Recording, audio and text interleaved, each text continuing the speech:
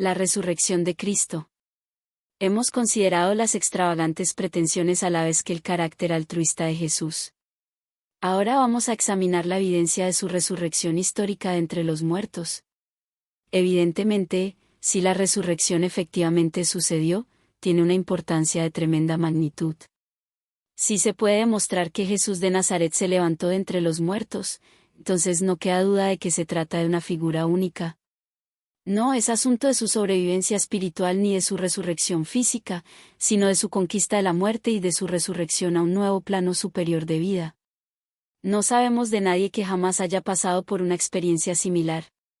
Por eso el hombre moderno se muestra burlón, al igual que los filósofos atenienses que oyeron predicar a Pablo en el Areópago de Atenas.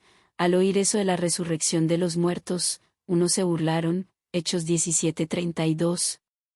El argumento no es que la resurrección establece su divinidad de un modo conclusivo, sino que es consecuente con la misma. Es de esperarse que una persona sobrenatural pueda aparecer y desaparecer del mundo de un modo también sobrenatural. Esto es, en efecto, lo que el Nuevo Testamento enseña, y la Iglesia cristiana siempre ha creído. El nacimiento de Jesús fue natural, pero su concepción sobrenatural. Su muerte fue natural, pero su resurrección sobrenatural. Su concepción milagrosa y su resurrección no prueban su deidad, pero son congruentes con ella. Un Jesús mismo nunca predijo su muerte sin agregar que resucitaría y describió su resurrección como una señal. Pablo, al principio de su carta a los Romanos, indica que Jesús a partir de su resurrección fue constituido Hijo de Dios con plenos poderes, Romanos 1:4. Y los primeros sermones de los apóstoles, registrados en el libro de los Hechos de los Apóstoles, repetidamente afirman que Dios revocó la sentencia contra el hombre y reivindicó a su Hijo por medio de la resurrección. En relación a esta resurrección, el evangelista Lucas, conocido como un historiador ordenado, concienzudo y meticuloso, dice que existen claras pruebas, Hechos 1:3. Tal vez no podamos ir tan lejos como Thomas Arnold y decir que la resurrección es el hecho mejor comprobado de la historia, pero la verdad es que muchos estudiosos imparciales han juzgado que la evidencia es extremadamente buena. Por ejemplo, Sir Edward Clarke escribió lo que sigue al Dr. L. Mackay. Como abogado he realizado un estudio prolongado de las evidencias de los sucesos ocurridos el primer día de la resurrección. Para mí la evidencia es conclusiva, y tal vez he conseguido veredictos de la Suprema Corte de Justicia con evidencias que no eran tan terminantes. La inferencia sigue a la evidencia, y el testigo es siempre sencillo, natural y libre de recursos efectistas. La evidencia que ofrecen los evangelios al respecto pertenece a esta clase, y como abogado yo la acepto sin reservas como testimonio de hechos veraces que ellos pudieron comprobar. ¿Cuál es la evidencia? Podemos resumirla en 4 acápites. El cuerpo había desaparecido. Las narraciones de los 4 evangelios relativos a la resurrección comienzan con la visita que hicieron ciertas mujeres al sepulcro en las primeras horas del domingo de resurrección. Al llegar se quedaron sorprendidas al constatar que había desaparecido el cuerpo del Señor. No muchos días después los apóstoles comenzaron a predicar que Jesús había resucitado. Ese fue el tema central de su mensaje. Pero hubiera sido imposible que los hombres creyeran lo que decían si hubiera bastado caminar un corto trecho para llegar a la tumba de José de Arimatea donde todavía se encontraba el cuerpo del Señor. No. El sepulcro estaba vacío. El cuerpo ya no estaba allí y de eso no cabe duda. El problema es cómo explicar el hecho. En primer término, existe la teoría de que las mujeres se dirigieron a un sepulcro equivocado. Que todavía estaba oscuro, que ellas iban embargadas por el dolor. En tales circunstancias, se dice, ¿pudieron cometer el error con toda facilidad? La teoría es razonable, pero no resiste el análisis. Para empezar, no era enteramente oscuro. Es verdad que Juan dice que las mujeres fueron muy temprano cuando todavía estaba oscuro, Juan 21. Pero en Mateo 28:1 se dice que estaba amaneciendo, mientras que Lucas afirma que era muy temprano y Marcos dice claramente ya ha salido el sol, 16:2. Por otra parte, aquellas mujeres no eran unas tontas. Por lo menos 2 de ellas vieron el lugar donde José y Nicodemo habían colocado el cadáver de Jesús, Marcos 15:47, Lucas 23:55. Habían observado todo el proceso del sepelio, sentadas frente al sepulcro, Mateo 27:61. Las mismas dos, María Magdalena y María, la madre de Jesús, volvieron al amanecer, llevando consigo a Salomé, Juana, y las otras mujeres, Marcos 16:1, Lucas 24:10, de modo que si alguna hubiese confundido la tumba, las demás la hubieran rectificado. Y si María de Magdala hubiese ido equivocadamente la primera vez, hubiese sido muy difícil que volviera a repetir el error al regresar en la plena luz de la mañana y quedarse en el jardín hasta que Jesús la encontró. Además, no fue un mero dolor sentimental el que las llevó al sepulcro tan temprano. Fueron a cumplir una misión de orden práctico. Habían comprado especies aromáticas e iban a terminar el ungimiento del cuerpo de su Señor, ya que 2 días antes su trabajo había sido hecho al apuro, debido a que se acercaba el día de descanso. Aquellas piadosas mujeres, de gran sentido práctico, no eran de las personas que se engañan o equivocan fácilmente o abandonan el trabajo que tienen que efectuar. Más todavía. Suponiendo que ellas se equivocaran de sepulcro, también se equivocaron Pedro y Juan, que corrieron a verificar lo que se les dijo, lo mismo que otras personas que acudieron más tarde, incluyendo a José de Arimatea y Nicodemo en persona. La segunda explicación de la tumba vacía es la teoría del desmayo. Quienes la mantienen quieren hacernos creer que Jesús no murió en la cruz, sino que solamente se desmayó. Luego revivió en la tumba, la abandonó y subsecuentemente se presentó ante los discípulos. Semejante teoría está erizada de problemas. Es perversa. La evidencia la contradice enteramente. Desde luego que Pilato debió sorprenderse al saber que Jesús ya había muerto, pero quedó tan convencido con la seguridad del centurión que dio permiso a José para que retirara el cuerpo de la cruz. El centurión romano estaba seguro porque indudablemente estaba presente cuando uno de los soldados le abrió el costado con una lanza, y al momento salió sangre y agua, Marcos 15:44 al 45, Juan 19:34. Así que José y Nicodemo bajaron el cuerpo del Señor, lo envolvieron en lienzos funerarios y lo colocaron en el sepulcro nuevo de José. ¿Podemos entonces creer seriamente que Jesús estuvo desmayado durante todo este proceso? Que después de los rigores y dolores del juicio, de las burlas, de los azotes y la crucifixión pudo sobrevivir 36 horas en un sepulcro de piedra, sin calor ni alimentos ni cuidado médico? Que pudo reunir fuerzas suficientes como para realizar la obra sobrehumana de remover la inmensa piedra que cerraba la boca del sepulcro, y todo esto sin que lo notara la guardia de soldados romanos que vigilaba la tumba. Que luego, débil, enfermizo y hambriento, se presentó a los discípulos de tal manera que les dio la impresión de que había conquistado la muerte. Que pudo pretender haber muerto y resucitado, que pudo enviarles a predicar a todo el mundo y prometerles que estaría con ellos hasta el fin de las edades. Que pudo permanecer escondido en algún lugar distante por algunos días, apareciéndose por sorpresa ocasionalmente, para luego desaparecer sin ninguna explicación. Tal credulidad es más increíble que la incredulidad de Tomás. En tercer lugar, existe la idea de que ciertos ladrones robaron el cuerpo. No hay ni pizca de evidencia para tal conjetura. Tampoco se puede explicar cómo los ladrones podían haber engañado a la guardia romana. Ni es posible imaginar por qué iban a llevarse el cadáver y a dejar los lienzos tendidos, ni qué motivos podían tener para realizar tal acción. En cuarto lugar, se ha dicho que los discípulos robaron el cadáver. El evangelista Mateo dice que ese fue un rumor que los judíos hicieron correr los primeros días del suceso. Describe cómo Pilato, después de haber dado permiso a José para retirar el cuerpo de Cristo, recibió una delegación de los príncipes de los sacerdotes y de los fariseos, que dijeron: Señor, recordamos que aquel mentiroso, cuando aún vivía, dijo que después de 3 días iba a resucitar. Por eso, mande usted asegurar el sepulcro hasta el tercer día, no sea que vengan sus discípulos y roben el cuerpo, y después digan a la gente que ha resucitado. En tal caso la última mentira sería peor que la primera.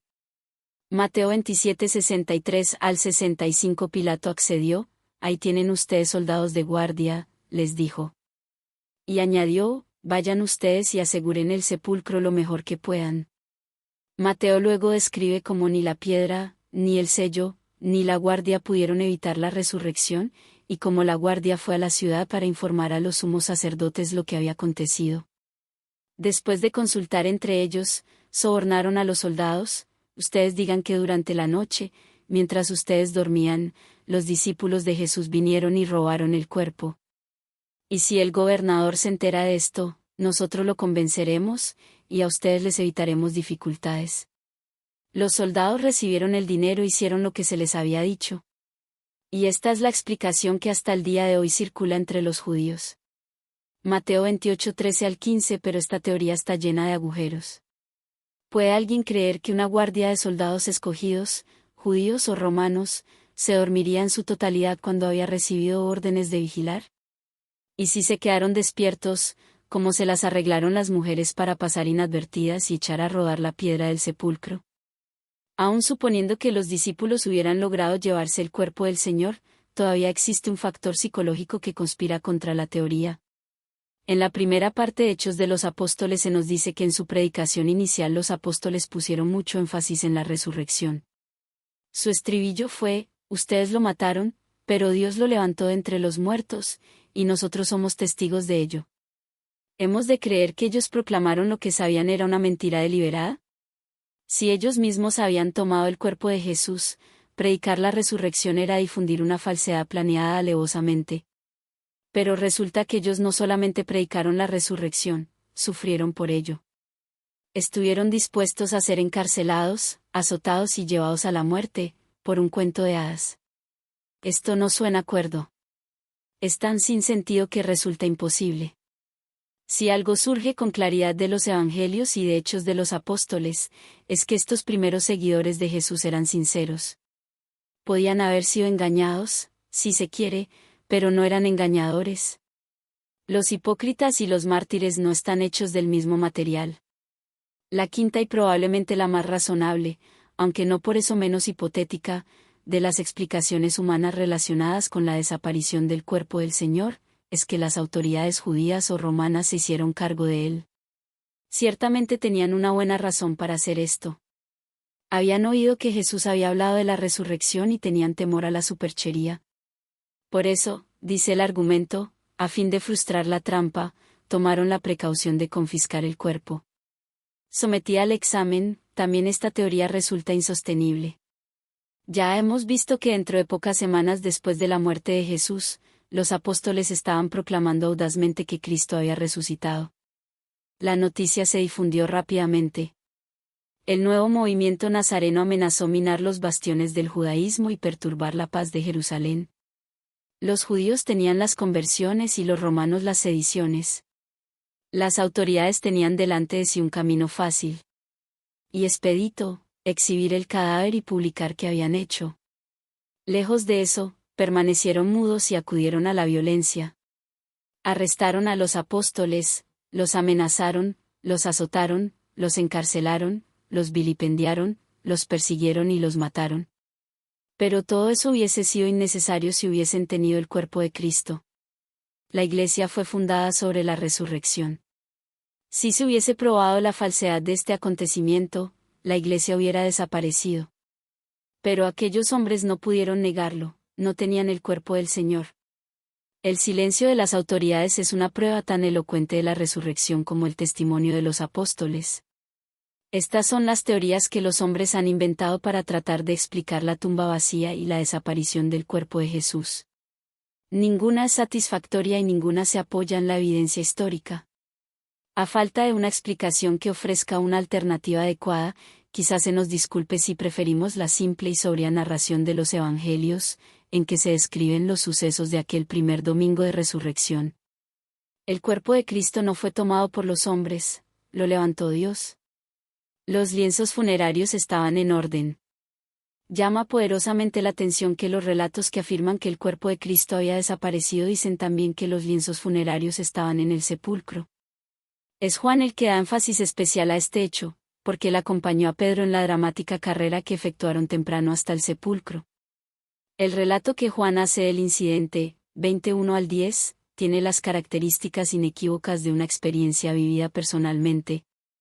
Él corrió más rápido que Pedro, pero al llegar a la tumba no hizo más que mirar hacia adentro, hasta que Pedro llegó y entró.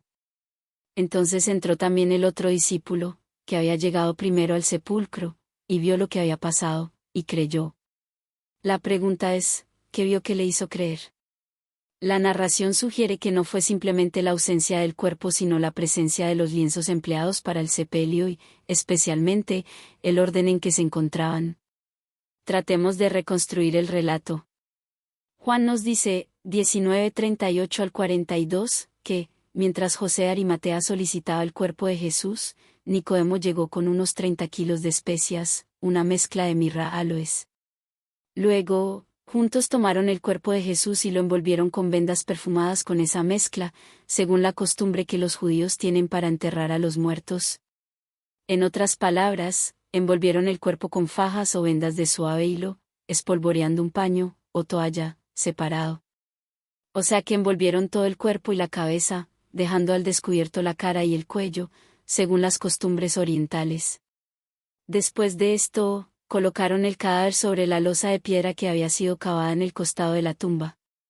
Ahora bien, supongamos que nosotros hubiésemos estado presentes en el sepulcro cuando la resurrección de Jesús tuvo lugar. ¿Qué habríamos visto? ¿Habríamos visto a Jesús moverse, luego bostezar y estirarse, y por último levantarse? No. No creemos que él haya vuelto a esta vida. No volvió de un desmayo. Había muerto, y se levantó de nuevo. Se trataba de una resurrección, no de un resurgimiento. Creemos que pasó milagrosamente a una esfera de existencia totalmente distinta. ¿Qué hubiéramos visto, entonces, si hubiésemos estado allí? Hubiéramos notado de pronto que el cuerpo había desaparecido. Se había evaporado, transmutado en algo nuevo, diferente y maravilloso. Habría pasado a través de los lienzos y vendas funerarios, así como más tarde pasó por las puertas cerradas, dejándolos en la forma en que estaban y casi sin tocar. Casi, pero no del todo. Las ropas que habían envuelto el cuerpo se habían aplastado por el peso de los 30 kilos de aroma, una vez que ya no estuvieron sostenidas por el cuerpo. Habría quedado un espacio entre los lienzos que habían envuelto el cuerpo y el paño que había tenido envuelta la cabeza, donde habían estado el rostro y el cuello. Y la tela que había servido para envolver la cabeza, a causa de la compleja red de las vendas, habría retenido su forma cóncava, como un turbante arrugado, pero sin la cabeza dentro. Un cuidadoso estudio del texto de la narración que Juan hace sugiere que fueron precisamente estas tres características de los lienzos descartados las que vio el discípulo amado. Primero, vio allí las vendas. Esta expresión se repite 2 veces, 25 al 6. La primera vez ocupa una posición que le da énfasis en la cláusula en griego. Podríamos traducir, vio, puestas allí, o echadas, las vendas. Además, vio que la tela que había servido para envolver la cabeza de Jesús no estaba junto a las vendas, sino enrollada y puesta aparte, 27. Es muy improbable que esto quiera decir que haya sido envuelta y echada en un rincón. Estaba todavía sobre la losa de piedra, pero separada de los lienzos que habían envuelto el cuerpo, a una distancia notable. Por último, la tela estaba enrollada. La palabra en griego describe apropiadamente la forma redondeada que el sudario todavía mantenía. No es difícil imaginar el cuadro que se presentó a los ojos de los azorados apóstoles cuando estos llegaron a la tumba, la losa de piedra, los lienzos funerarios puestos allí, el sudario en forma de caparazón y la distancia entre este y aquellos. No es de sorprenderse que vieran y creyeran. Un vistazo a los lienzos funerarios bastó para demostrarles la realidad y señalarles la naturaleza de la resurrección. Los lienzos no habían sido tocados, ni enrollados, ni manipulados por ningún ser humano. Parecían una crisálida vacía después de la salida de la mariposa. La condición en que se encontraban los lienzos funerarios tenían la intención de servir como evidencia corroborativa y concreta de la resurrección. Que así fue en efecto, salta a la vista por el hecho de que María Magdalena, que había regresado al sepulcro después de llevar las nuevas a Pedro y Juan, se agachó para mirar dentro, y vio 2 ángeles vestidos de blanco, sentados donde había estado el cuerpo de Jesús, uno a la cabecera y otro a los pies. Juan 20, 11 al 12. Al parecer esto quiere decir que estaban sentados sobre la losa de piedra, con los lienzos entre los dos. Tanto Mateo como Marcos agregan que uno de los ángeles exclamó, no está aquí, sino que ha resucitado, como dijo.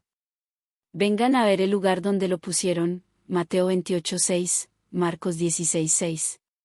Sea que el lector crea o no en los ángeles, estas referencias al lugar donde Jesús yació, subrayado por la posición y las palabras de los ángeles, confirma por lo menos, según el entendimiento de los evangelistas, que la posición de los lienzos y la ausencia del cuerpo eran testigos concurrentes de la resurrección. El Señor fue visto. Todo lector de los evangelios sabe que estos incluyen varias narraciones extraordinarias de cómo Jesús apareció a sus discípulos después de la resurrección. Se mencionan 10 apariciones separadas del Señor resucitado a quienes Pedro llamó testigos escogidos, Hechos 10:41. Se nos dice que apareció a María Magdalena, a las mujeres que regresaban del sepulcro, a Pedro, a los 2 discípulos que se dirigían a Emaús, a los 10 que estaban reunidos en el aposento alto, a los 11, incluyendo a Tomás una semana después, a más de 500 hermanos a la vez, probablemente en algún monte de Galilea, a Santiago, a varios otros discípulos, incluyendo a Pedro, Tomás, Natanael, Santiago y Juan, junto al mar de Galilea, y a muchos otros en el monte de los Olivos cerca de Betania, en el momento de la ascensión. En 1 Corintios 15 Pablo se añade a la lista de quienes vieron al Señor resucitado, refiriéndose a su experiencia en el camino de Damasco. Y en vista de que Lucas declara al comienzo de Hechos de los Apóstoles que después de muerto se les presentó en persona, dándoles así claras pruebas de que estaba vivo. Durante 40 días se dejó ver de ellos, Hechos 1:3, puede muy bien haber habido otras apariciones que no han quedado consignadas. No podemos sin más ni más echar por la borda todo este testimonio vivo de la resurrección. Tenemos que encontrar alguna manera de explicar estas narraciones. Solo hay 3 explicaciones posibles.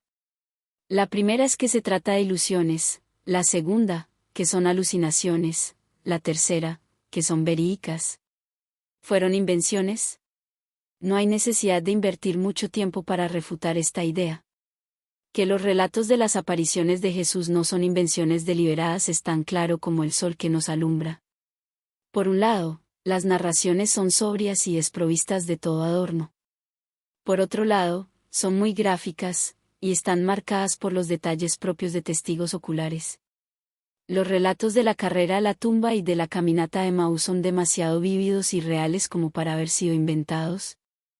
Además, nadie podría llamarlos buenos inventos. Si hubiésemos querido inventar la resurrección, nosotros probablemente hubiésemos hecho un relato mucho mejor.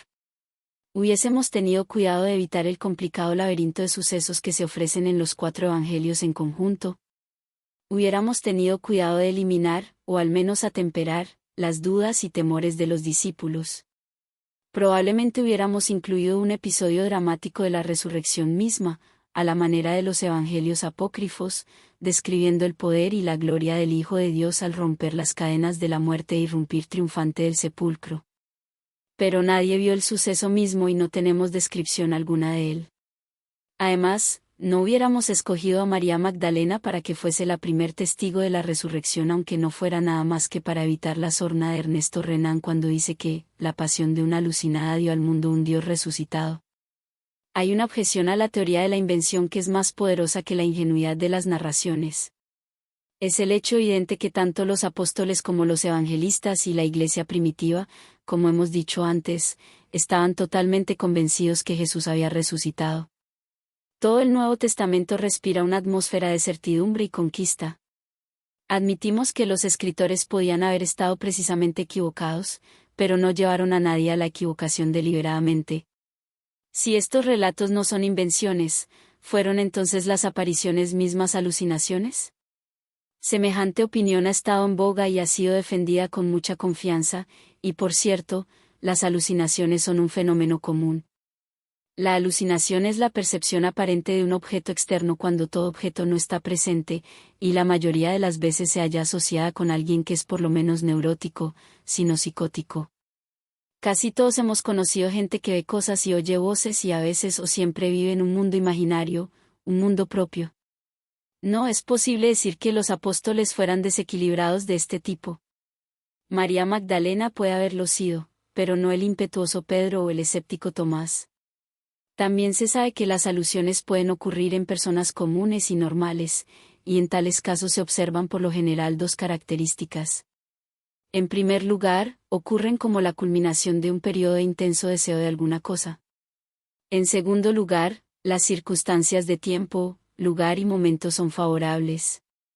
Tiene que existir un gran deseo interno y una predisposición del escenario externo. Sin embargo, cuando analizamos los relatos de la resurrección en los evangelios, encontramos que faltan estos factores. Lejos de haber un deseo intenso, sucede todo lo contrario. Cuando las mujeres inicialmente encontraron la tumba vacía, huyeron dominadas por la agitación y el espanto asustadas. Cuando María Magdalena y las otras mujeres informaron que Jesús estaba vivo, los apóstoles no lo creyeron, les pareció una locura lo que ellas decían. Lucas 24:11. Cuando Jesús mismo vino y se paró en medio de ellos, se asustaron mucho, pensando que estaban viendo un espíritu. Lucas 24:37, y Jesús los reprendió por su falta de fe y su terquedad. Marcos 16:14. Tomás se mostró inflexible en su negativa a creer, a menos que pudiera ver y palpar las señales de los clavos. Cuando más tarde Cristo se encontró con los 11 y otras personas en un monte de Galilea, le adoraron, aunque algunos dudaban. Mateo 18:17. Vemos, pues, que no había ni deseo intenso, ni credulidad ingenua, ni aceptación ciega. Los discípulos no eran crédulos, sino más bien precavidos y escépticos, faltos de comprensión y lentos para creer. Lucas 24:25, poco propensos a alucinaciones o visiones. Basaban su fe en hechos desnudos de experiencia verificable. Pero hay más todavía. También faltaron circunstancias externas favorables. Si las apariciones hubiesen ocurrido en uno o dos lugares especialmente sacros, santificados por la memoria de Jesús, y los apóstoles hubiesen estado esperando que su Maestro se les apareciese, habría lugar para nuestra sospecha. Si solamente contáramos con el relato de las apariciones en el aposento alto, tendríamos razón para dudar e interrogar. Si los 11 se hubieran reunido en ese lugar especial donde Jesús pasó con ellos algunas de sus últimas horas terrenales, y si hubiesen reservado vacante su lugar y sentimentalizado acerca de los días maravillosos del pasado, recordando su promesa de volver, y si hubiesen comenzado a preguntarse si volvería y a esperar que podría hacerlo efectivamente, hasta que el ardor de la expectativa culminara en la aparición repentina de Jesús, podríamos creer y temer que los apóstoles fueron el objeto de una cruel alucinación. Pero las cosas no sucedieron así. Al contrario, el análisis de las 10 apariciones revela una gran variedad en las circunstancias de persona, lugar y estado de ánimo involucradas en cada caso. Fue visto por individuos a solas, María Magdalena, Pedro y Santiago, por grupos pequeños, y por más de 500 personas juntas. Apareció en el jardín del sepulcro, cerca de Jerusalén, en el aposento alto, en el camino a Emaús, junto al mar de Galilea, en un monte de Galilea y en el monte de los Olivos. Y si hubo variedad de personas y lugares, también la hubo en lo que respecta a la disposición de ánimo de quienes lo vieron. María Magdalena estaba llorando, las mujeres estaban temerosas y azoradas, Pedro, lleno de remordimientos, y Tomás, de incredulidad. La pareja que caminaba hacia Emaús estaba distraída por los acontecimientos de la semana y los discípulos de Galilea, por la pesca. Sin embargo, en medio de sus dudas y temores, de su incredulidad y su preocupación, el Señor resucitado se dio a conocer a ellos. Es imposible echar por la borda estas revelaciones del Divino Señor como alucinaciones de mentes humanas desequilibradas. Pero si no fueron invenciones ni alucinaciones, la única alternativa que queda es que la resurrección efectivamente sucedió. Vieron al Señor resucitado. Los discípulos transformados. Tal vez la transformación de los discípulos de Jesús es la mayor evidencia de la resurrección, puesto que aparece enteramente libre de artificios.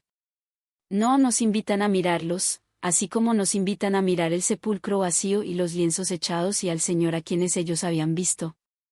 Podemos observar el cambio producido en ellos sin que nos lo digan. Los hombres que aparecen en las páginas de los Evangelios son nuevos y distintos en las páginas de Hechos de los Apóstoles. La muerte de su maestro los había dejado abatidos, desilusionados y al borde de la desesperación. Pero en Hechos de los Apóstoles emergen como hombres que arriesgan la vida por el nombre del Señor Jesucristo y que transforman el mundo entero. Hechos 3 y 26, 17.6. ¿Qué produjo ese cambio? ¿Cómo explicar su nueva fe? poder, gozo y amor? En parte, sin duda, el cambio sea Pentecostés y la llegada del Espíritu Santo, pero el Espíritu Santo vino solamente cuando Jesús había resucitado y ascendido. Es como si la resurrección hubiera desatado poderosas fuerzas morales y espirituales. Sobresalen dos ejemplos. El primero es con Pedro. Durante la descripción de la pasión de Jesús, Pedro desaparece del cuadro. Ha negado a Cristo 3 veces. Ha maldecido y jurado como si nunca hubiese conocido la influencia y el control de Jesús en su vida. Ha salido en la noche para llorar amargamente. Cuando Jesús está muerto, se reúne con los demás en el aposento alto, a puerta cerrada, por miedo a las autoridades judías Juan 20:19, y se siente abatido. Sin embargo, al pasar 1 o 2 páginas en el Nuevo Testamento lo vemos de pie, tal vez en las gradas fuera del mismo aposento alto de la misma casa en Jerusalén predicando tan atrevidamente y con tanto poder a una gran multitud, que 3.000 personas creyeron en Cristo y fueron bautizadas. Unos capítulos más adelante lo encontramos desafiando al mismo Sanedrín que condenó a Jesús a muerte y regocijándose de sufrir por el nombre de Jesús. Poco después lo vemos durmiendo en la celda de la cárcel, la noche anterior de su probable ejecución, Hechos 2:14 al 41, 4:1 al 22, 5:41, 12:1 al 6. Simón Pedro es un hombre nuevo. La arena movediza ha desaparecido. De acuerdo a su sobrenombre, ahora es realmente una piedra. ¿Qué produjo el cambio en él? O tomemos el caso de Santiago, quien asumió más tarde la posición de líder de la Iglesia de Jerusalén. Es uno de los hermanos del Señor que, según los evangelios, no creían en Jesús, ni siquiera sus hermanos creían en él, Juan 7:5.